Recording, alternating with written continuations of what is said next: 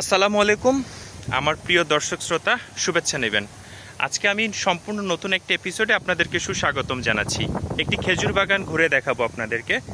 আসলে মরুর বুকে বা এই মরুভূমি অঞ্চলে প্রচুর খেজুর বাগান আছে। এটা অত্যন্ত সৌন্দর্য এবং আসলে এই মরু এলাকায় বিভিন্ন যে কান্ট্রিগুলি 16 বা 17টা যে দেশ আছে এটাকে রিপ্রেজেন্ট করে।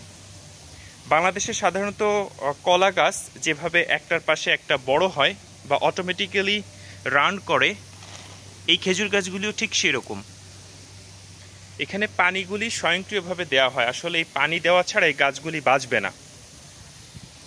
এবং খুব অল্প বয়সী 2 বছর 3 বছর 1 বছর এই টাইপের গাছেরও খেজুর ধরেছে। আপনি দেখেন, আমি খুব কাছ থেকে দেখানোর চেষ্টা করছি আপনাদেরকে।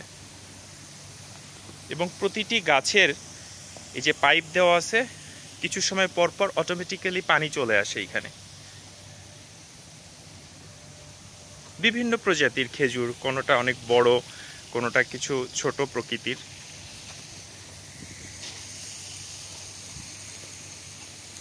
অসাধারণ আল্লাহর নিয়ামত।